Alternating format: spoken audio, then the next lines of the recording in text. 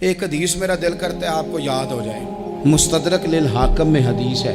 حضرت انس بن مالک رضی اللہ تعالیٰ عنہ فرماتے ہیں ایک بھائی حضور کی بارگاہ میں بیٹھا رہتا تھا، نکما نہیں تھا، شارحین حدیث کہتے ہیں کہ کسی مجبوری سے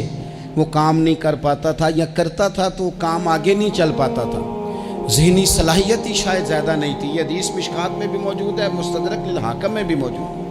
حضرت انس بن مالک رضی اللہ تعالیٰ عنہ فرماتے ہیں وہ حضور کی بارگاہ ناز میں بیٹھا رہتا تھا، اس کے بھائی نے آ کے شکایت کی، یا رسول اللہ صلی اللہ تعالیٰ علیہ وسلم، یہ کوئی کام ہی نہیں کرتا، کوئی محنت نہیں کرتا، کوئی جدوجہد نہیں کرتا، آگے نہیں بڑھتا، مجھے اس کی ضروریات کی کفالت کرنی پڑتی ہے، مجھے جدوجہد کرنی پڑتی ہے، مجھے اس کے معاملات کا خیال رکھنا پڑتا ہے، آپ اسے سمجھائیں۔ تو حضور نے بہت سارے لوگوں کو سمجھایا جو کام نہیں کرتے تھے۔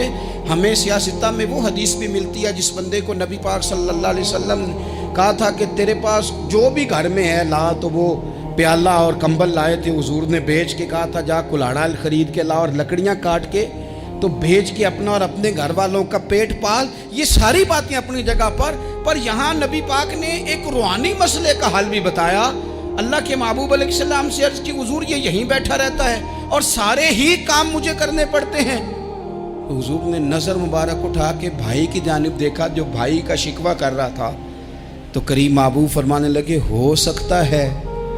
یہ جملے میرے محبوب کے، ان کو کہیں لکھنا، ان کی مٹھاس دیکھو، ان کا حسن دیکھو، اور بھائیوں کی محبت کے بیج جو رسول پاک پیوند لگا رہے ہیں اور جوڑ رہے ہیں، اور جس انداز میں بھائی کو بھائی سے ملا رہے ہیں،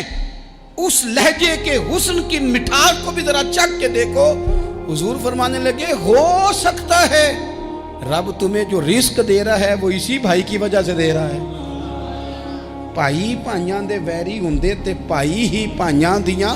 باواں، او بھائی ہو سکتا ہے اس کی وجہ سے تجھے مل رہا ہو، اس کی وجہ سے۔ وہ دروازے نہ بند کریں جن دروازوں کی برکت سے روزی آتی ہے، کبھی بھی وہ کام نہ کریں جن کاموں کی اگر آپ کو کل تک برکت تھی، کل تک کام ٹھیک چل رہا تھا، کل تک نظام بہتر تھا، اور آج آپ کو محسوس ہوتا ہے کہ کہیں کمزوری آ گئی ہے، کہیں حالات اس طرح کے نہیں رہے، تو پھر آپ غور کریں کہ ایسا تو نہیں کسی غریب کا آپ کے گھر سے رزق جاتا تھا اور آپ نے بند کر دیا، کسی کی مدد ہوتی تھی آپ نے بند کر دی، کسی کے ساتھ شفقت ہوتی تھی آپ نے بند کر دی، کوئی شخص آپ کی وجہ سے تسلی میں تھا اور پھر آپ نے اسے تکلیف میں ڈال دیا۔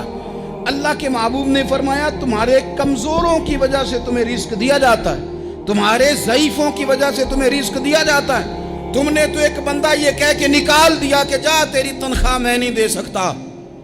لیکن کیا پتا کہ اس کی تنخواہ کی وجہ سے ہی باقی سارا کچھ بھی آتا ہو، کیا پتا کہ اسی کے سبب سے اللہ انعام فرماتا ہو۔ لہٰذا ان روحانی مسائل کا بھی تھوڑا سا خیال کریں۔